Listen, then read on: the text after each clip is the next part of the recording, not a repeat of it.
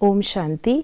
आज 6 मार्च 2022 है और आज प्यारे बाबा ने अव्यक्त मुरली में हम बच्चों को सारे खेल का आधार बतलाया और वो है बिंदु और ज्योति। आत्मा भी बिंदु है, शिव बाबा भी बिंदु है, ड्रामा भी बिंदु है। बाबा ने कहा केवल बिंदु ही नहीं लेकिन शिव बाबा भी ज्योतिर्बिंदु है, लाइट का बिंदु है। मैं आत्मा भी लाइट का बिंदु हूँ और ये सारे खेल का आधार भी, ड्रामा का आधार भी लाइट है।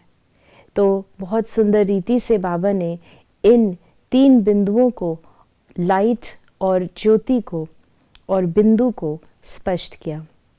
आज प्यारे बाबा ने हम बच्चों को वरदान दिया है, अकल्याण की सीन में भी कल्याण का अनुभव कर सदा अचल अटल रहने वाले निश्चय बुद्धि भव। बाबा ने आते ही हम बच्चों को अपना परिचय दिया और इस सृष्टि चक्र का ज्ञान दिया। हमें ये पहचान दी कि वर्तमान समय संगम युग, चढ़ती कला का युग है। कलयुग रात्रि पूरी हुई, सतयुग भोर आने वाला है। तो बाबा ने हम बच्चों को संगम युग की विशेषता बतलाई है कि इसमें हम एक का पदम जमा करते हैं, इसमें हमारे कल्प कल्प के हिसाब किताब पूरे हो और कल्प कल्प का भाग्य बनता है।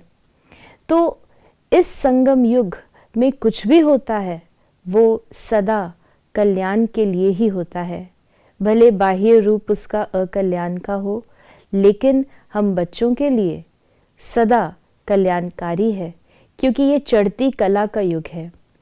भले परिवर्तन हो रहा है किसी भी रीति से, लेकिन उसमें भी हमारा कल्याण समाया हुआ है। तो बाबा ने निश्चय की परख बतलाई।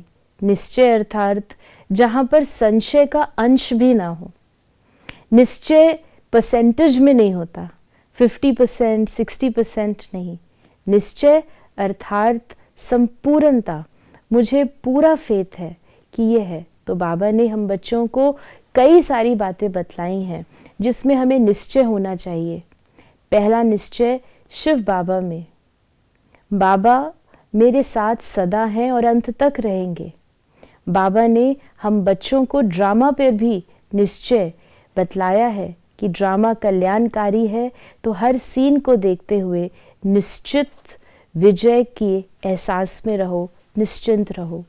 बाबा ने हम बच्चों को स्वयं पर भी निश्चय बतलाया है कि हमें खुद पे भी निश्चय रखना है कि मैं कल्प कल्प की विजयी आत्मा हूँ। और साथ ही साथ जिस परिवार, जिस ब्राह्मण कुल में हम रहते हैं, उन सभी आत्माओं पर भी हमें निश्चय होना चाहिए। तो इस प्रकार चाहे कैसी भी परिस्थिति हो, लेकिन हमारी स्थिति डगमग ना हो, हम अचल अडोल सदा रहें। ओम शांति।